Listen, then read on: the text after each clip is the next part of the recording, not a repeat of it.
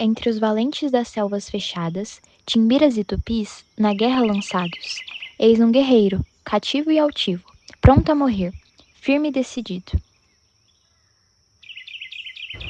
Guerreiro Tupi está em nosso poder. Se és forte, não tema, sua hora vai chegar. Não temo a morte, pois sou um guerreiro. Morrer na batalha é destino certeiro. Que a morte do bravo ressoe assim.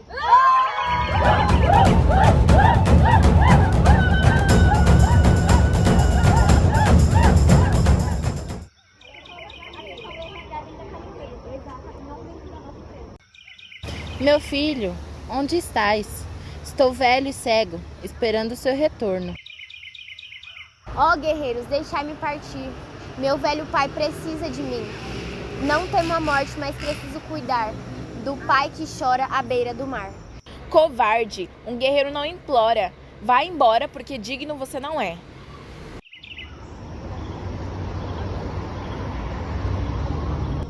Meu pai.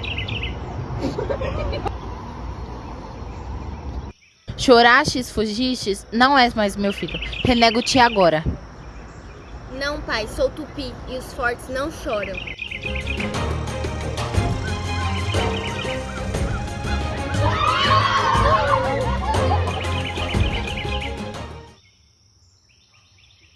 Basta, você é bravo e é forte.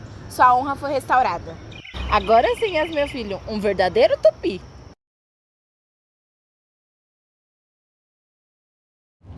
E assim ressoa na mata fechada o canto de um bravo que nunca se apaga.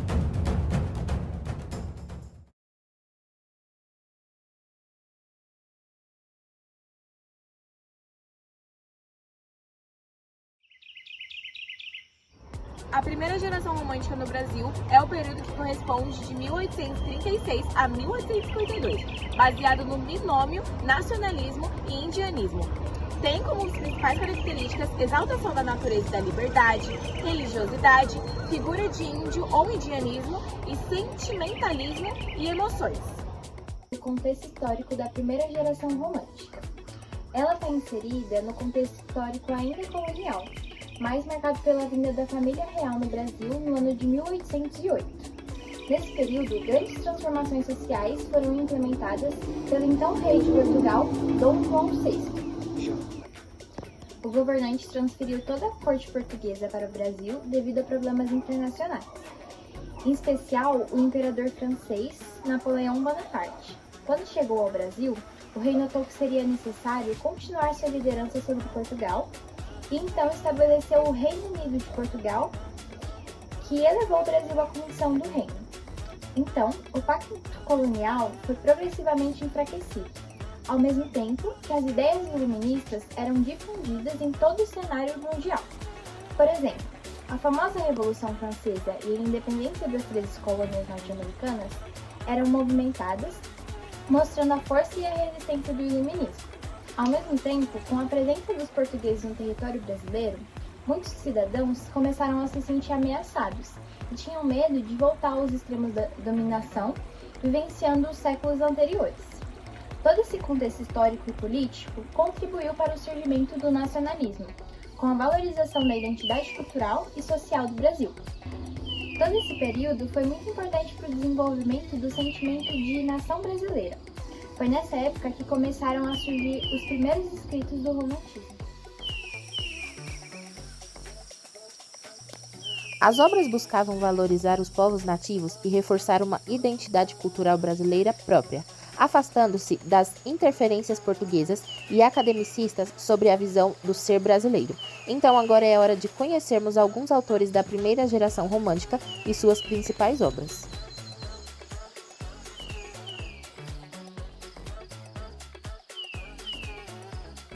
O primeiro autor é Domingos José Gonçalves de Magalhães, que nasceu em 1811 e morreu em 1882.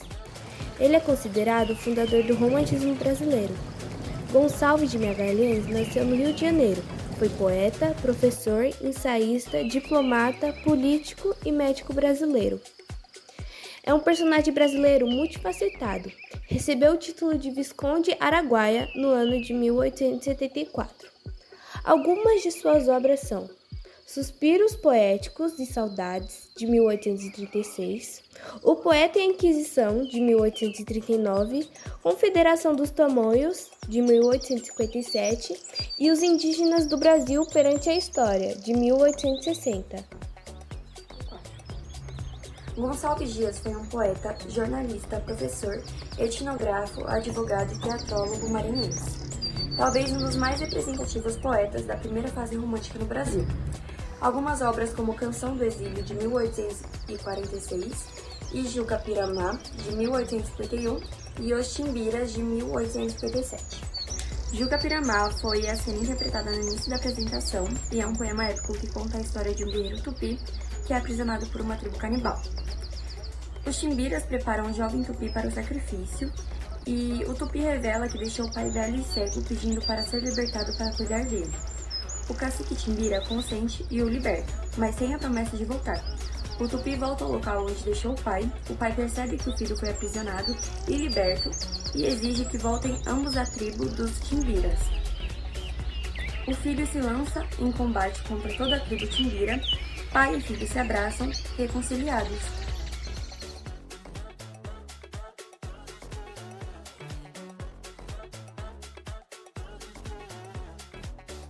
O último autor, Manoel José de Araújo Porto Alegre, de 1806 a 1879.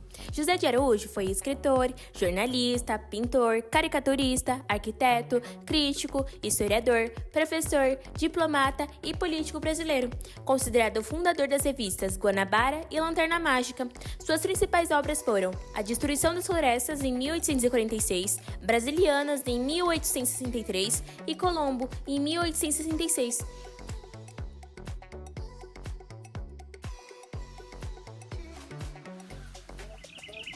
Em resumo, nós vimos que a primeira geração romântica exaltava a natureza e a liberdade, o sentimentalismo e a figura do índio. Nós conhecemos alguns autores, como Gonçalves de Magalhães, José de Araújo e Gonçalves Dias, que foi o autor da cena que nós apresentamos, Juca-Piramá. Eu espero que vocês tenham aprendido e gostado e que continuem entendendo sobre a primeira geração romântica brasileira e as próximas gerações.